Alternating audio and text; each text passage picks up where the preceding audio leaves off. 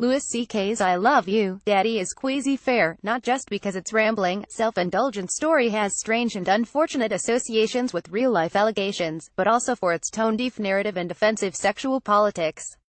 Originally set for release this month, the film was dropped by distributor The Orchard in light of the allegations against the filmmaker, which he has acknowledged as true.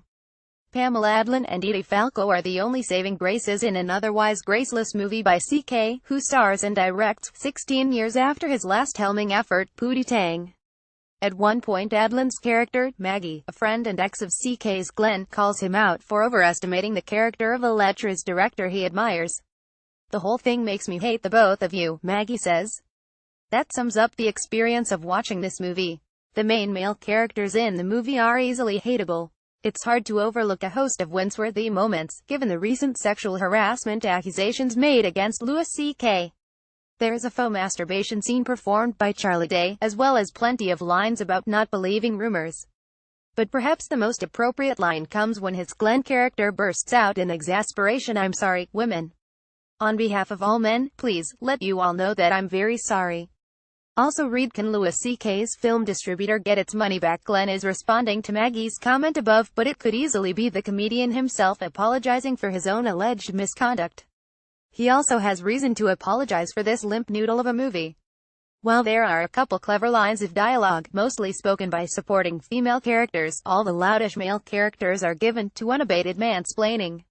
If C.K. was trying to communicate something about men and women, it's not clear what. With its pontificating and neurotic male characters, there is more than a little resemblance to Woody Allen films. C.K. clearly is paying homage to Manhattan with this black-and-white film set in New York. The film's visuals are its only asset. Shot on 35mm, the production design is quite striking, evoking classic glossy Hollywood films. But the rudderless story drags. It's hard to say which is worse, the cringe-inducing moments or its meandering, plotless story. Also read, Louis C.K. says the sexual misconduct allegations against him are true. C.K.'s Glenn is a successful TV writer and showrunner whose work no longer inspires him. Falco plays his long-suffering producing partner who bears the brunt of his career malaise and childish self-absorption. His 17-year-old daughter China Chloe Grace Moritz has decided she wants to live with him, rather than with her mom Helen Hunt. Her mother points out the fact that he lives in a glamorous apartment, has access to private planes and clearly spoils her rotten has a lot to do with China's decision. We meet her lounging in a bikini, just back from spring break in Florida. Glenn is a father for whom the word no seems anathema. His daughter wants to skip school to go back to Florida after break. He acquiesces. She wants to travel there in the private jet. He arranges it. Later, she flies off to Paris, not only missing more school, but also traveling with the skeezy 70-year-old auteur Leslie Goodwin John Malkovich. Glenn does nothing to stop it. Adlon's character rightly tells Glenn he's a terrible dad. In addition to Glenn's lack of parenting skills, he is clueless about women. When his daughter tentatively calls herself a feminist, he scoffs at her and shuts her down, mocking her for being on the dole at 17. He's clearly made that happen, and then sneers at her for being a spoiled kid. Also read, Louis C.K. dropped by FX after his apology for sexual harassment. Moritz, a talented young actress, is not asked to do more than play a wide-eyed Lolita type to Malkovich's familiarly snaky Goodwin.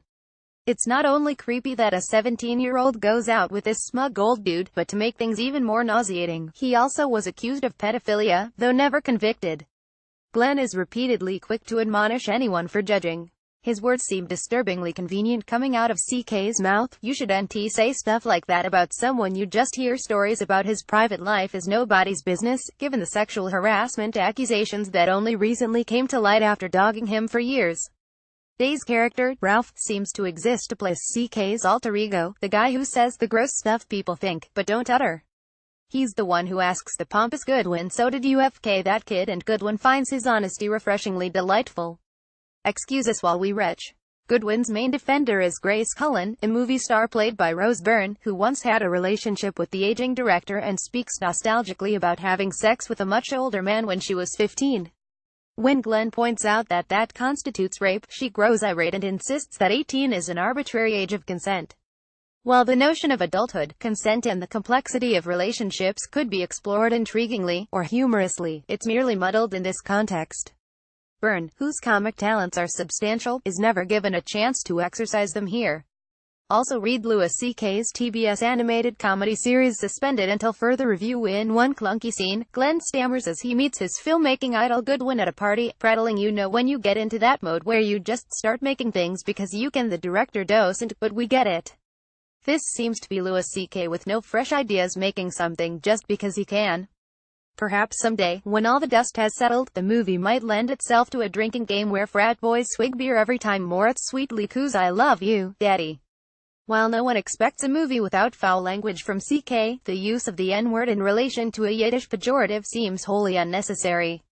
Some might find the repeated use of retarded offensive, as well. The film concludes on a noxiously reductive note, but it's one that appears to make sense to CK. Everybody's a pervert, opines China's teenage friend Zasha Ebony Noel, wrecked.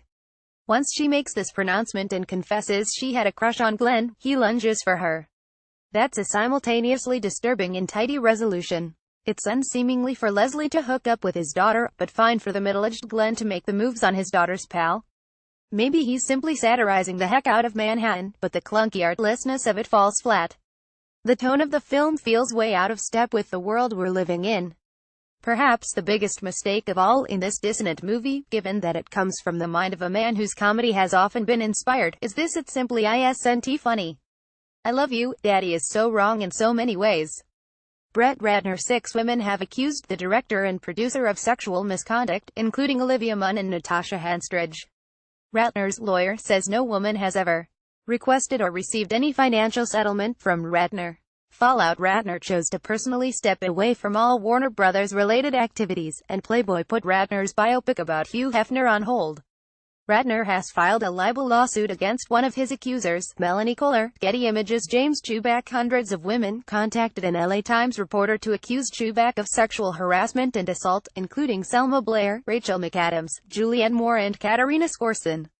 Fallout. Just before the LA Times story broke, Chubak told Rolling Stone that anyone who has accused him is a lying C-sucker or C or both. Chubak and Harvey Weinstein are both under investigation by the Beverly Hills Police Department. Getty Images. Mark Halperin. Halperin sexually harassed 5 women while political director at ABC News over a decade ago. A 6th woman, journalist Emily Miller, said she was attacked by him. Fallout. NBC News terminated Halperin's contract as a special contributor. Showtime, which airs Halperin's show The Circus, cut ties with a journalist, and CAA dropped him from their client list. Halperin issued a lengthy public apology. Getty Images. Kevin Spacey. Actor Anthony Rapp told BuzzFeed that Spacey made a sexual advance on him 3 decades ago when Rapp was 14. More than a dozen other individuals subsequently came forward with claims of sexual harassment or assault, including an anonymous former actor who said Spacey tried to rape him when he was 14. Fallout. Spacey apologized to Rapp and also came out as gay, which was widely criticized. Netflix since announced that House of Cards would end and halted production on the 6th and final season. The Old Vic Theatre in London, where Spacey was artistic director, also opened a confidential tip line. Getty Images. Louis C.K. 5 women accused C.K. of masturbating in front of them are requesting to win a New York Times report. The comedian later admitted the allegations were true in a statement, stopping short of apologizing for the behavior. Fallout. HBO, Netflix, FX and TBS all cut ties with the comedian, dropping his projects from their networks. The premiere of his film I Love You, Daddy was cancelled, and he was cut from The Secret Life of Pets too. His publicist, manager and touring agent all dropped him as a client. Getty Images. Dustin Hoffman. Anna Graham Hunter, who worked with Hoffman as a production assistant, said Hoffman attempted to grope her 4 times and made a lewd comment while on set. Fallout. Hoffman issued an apology, saying it was not reflective of who I am. Later that same day, a 2nd woman accused him of sexual harassment. Getty Images. Michael Oresk's 2 women told The Washington Post Oresk's made unwanted sexual contact towards them while he was Washington bureau chief of The New York Times. Fallout. Oresk's was forced to resign as senior vice president of news and editorial director at NPR. Getty Images. Jeremy Piven. Actress Ariane Belomar, a former Playboy playmate, tweeted that Piven groped her on the set of Entourage and at the Playboy mansion, twice cornering and fondling her. Actress Cassidy Freeman later accused Piven of predatory behavior. Fallout. CBS is looking into the situation, and Piven has unequivocally denied the allegations and offered to take a polygraph test to prove his innocence.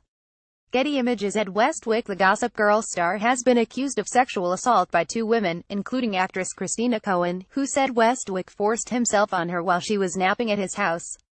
Westwick denied the allegations, calling them provably untrue. Fallout. Westwick said he was cooperating with the authorities on an investigation to clear his name. The BBC announced that it pulled his drama series Ordeal by Innocence from its schedule, and the production company behind the series White Gold said he had paused filming in light of the allegations. Getty Images. Andy Dick. Sources close to the production raising Buchanan told The Hollywood Reporter Dick's misconduct on set included kissing, licking, groping and making lewd propositions toward at least 4 members of the production. Fallout. Dick was fired from the production of Raising Buchanan and from the film Vampire Dad. Dick denied the groping claims but said it was possible he licked people. Getty Images. Roy Price. Amazon Studios head Price allegedly told the Man in the High Castle producer Issa Hackett, "Yeah, I'll love my dick," during a cab ride. Fallout. Amazon placed Price on a leave of absence. Getty Images. Chris Savino. Several female employees at Nickelodeon accused the Loud House showrunner of sexual assault, with 12 other women accusing him of sexual misconduct and threats of being blacklisted. Fallout. Nickelodeon fired Savino, but will continue to air and produce the show. Savino has since apologized. Getty Images. Andrew Kramer. Lionsgate International. Coup. Kramer was investigated for an accusation of inappropriate behavior toward a female assistant. Fallout. Kramer left Lionsgate, but the company's internal investigation was ruled inconclusive. Ken Baker. 3 women anonymously spoke with The Rep claiming Baker, any news correspondent, sent inappropriate text messages and in one instance groped a woman at a party. Fallout. He is investigating the accusations and Baker will not appear on air during the investigation. Baker said in a statement to The Rep that the anonymous allegations are simply not true, and, frankly, are heartbreaking to hear. Ben Affleck. Affleck grabbed actress Hillary Burton's left breast while on air during an appearance together on MTV's Total Request Live. Fallout. Affleck wrote on Twitter, "I acted inappropriately toward Ms. Burton and I sincerely apologize." Getty Images. Andy Senior. Several women alleged sexual misconduct against Senior, the creator of the YouTube series Honest Trailers. Senior was accused of sexual assault, sending inappropriate messages and making lewd comments to employees. Fallout. His employers at Defy Media and Screen Junkies fired Senior following an investigation. Getty Images. Bill O'Reilly. After being fired from Fox News earlier in April, it was reported in October by the New York Times that O'Reilly paid $32 million to settle sexual harassment claims from a coworker. Fallout. O'Reilly told Matt Lauer had done absolutely nothing wrong and that this was a political and financial hit job. Fox. Tyler Gresham. Actor Blaze Godby Lipman said Agent Gresham fed him alcohol and sexually assaulted him when the actor was in his late teens. Actor Tyler Cornell filed a police report claiming the agent sodomized him. And teen Brady Lindsay described predatory behavior by Gresham. Fallout. Actors Finn Wolfhard and Cameron Boyce left the agency, and Gresham was fired. Rick Najera, director of the CBS Diversity Sketch Comedy Showcase, made inappropriate and lewd comments to coworkers in multiple instances. Actress Rachel Bloom sent an email to participants warning of his behavior. Fallout. Najera resigned from his role and issued a statement saying he was heartbroken and confounded by deliberate and cruel defamations. Getty Images. David Korn. Mother Jones' Washington bureau chief was investigated for the second time in 3 years for claims of inappropriate physical conduct and rape jokes in light of 2 emails from former staffers in 2014 and 2015, according to Politico. Fallout. Mother Jones' CEO said that, in the initial investigation, they determined there was no misconduct. Korn denied the allegations but said it was possible his past actions had been misinterpreted. Kurt Webster. Former country singer Austin Rick accused Webster, a veteran Nashville publicist, of repeatedly sexually assaulting, drugging and violating him in 2008 when Rick was 18. Fallout. Webster will step down from his company Webster Public Relations and the company's name will be changed. Getty Images. David Gillett. Actress Jessica Barth told The Rep she was drugged and sexually assaulted by Gillett, the co-CEO of talent and literary management company Primary Wave Entertainment, back in 2012. 3 additional women later accused Gillett of rape. Fallout. Gillett announced he would take an immediate leave of absence from the company. Barth also approached the LAPD to revive her attempt to bring criminal charges. Hamilton Fish. Several female employees at the New Republic, where Fish is president and publisher, came forward about workplace interactions that have made an uncomfortable environment, according to the New York Times. Fallout. The magazine's owner Win McCormick asked Fish to remain on a leave of absence, pending an investigation. Getty Images. Adam Bennett. Actor Terry Crews disclosed on Twitter that a Hollywood executive groped his privates, and sources told Variety that Crews was preparing to name Bennett as the unnamed executive. Fallout. Bennett has been placed on leave by WME. Getty Images. Leon Wieseltier. The legendary former New Republic editor responded to multiple allegations of sexual harassment with a statement saying, "For my offenses against some of my colleagues in the past, I offer a shaken apology and ask for their forgiveness." Fallout. The financial backer of a culture magazine Wieseltier had planned to launch announced that the magazine was suspended. Jan Wenner. Rolling Stone founder Jan Wenner was accused of offering to trade sex for work by freelance journalist Ben Ryan. Wenner acknowledged the incident but denied any instance of quid pro quo.